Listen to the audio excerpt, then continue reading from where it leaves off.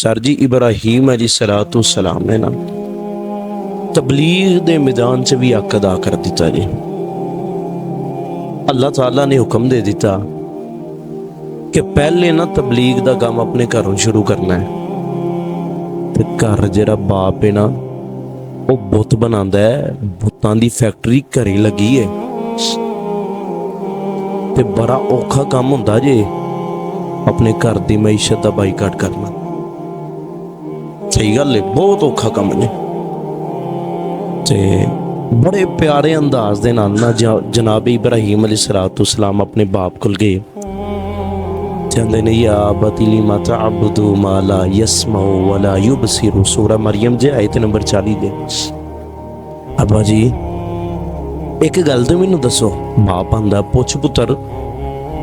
आंदे ने अब्बा जी ए जेह्ड़े रब बनांदे हो पे ए कुछ सुनदे भी ने, वेंदे भी जे। अब्बा जी मां ला यस्माऊ ए सुनदे नहीं है, वाला युबसिरू ते वेंदे भी नहीं, वाला युगनी अनका शैया। अब्बा जी किसी शय दे मालिक ते है कोई नहीं, इख्तियार ते इन्हां कोल है कोई नहीं। ते जेह्ड़ा मालिक ना होए, ना सुन सकदा होए, ना वेख सकदा, ना अपनी हिफाजत कर सकदा होए ते ओह रब नहीं हुंदा। बड़ी औखी गल सी कर दित्ती। ते नाल ना अगों आंदे ने अब्बा जी मेरे को एक इलम आ गया ऐसा कि अगर वो इलम दा पल्ला फर लोगे ना, मेरे पीछे टुर पाओगे, फत्तबिअनी मेरी इताअत करोगे, फर्मा बरदारी, अहदी का सिरातन सविया, तुसी कामयाब हो जाओगे, सीधे रस्ते ते चल पाओगे।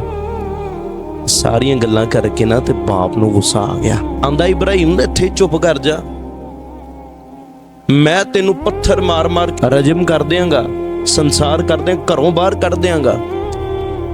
ठीक मत दा दूसरा ना इब्राहीम जे फड्डा पा के नहीं बैठे, मनादरा नहीं किया प्यो दे नाल, मनवाया नहीं।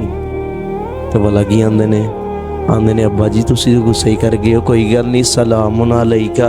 अब्बा जी तुहाडे ते सलामती होए। अब्बा जी मैं तुहाडे वास्ते अल्लाह कोलों बख्शिश दियां दुआवां करदा रहांगा।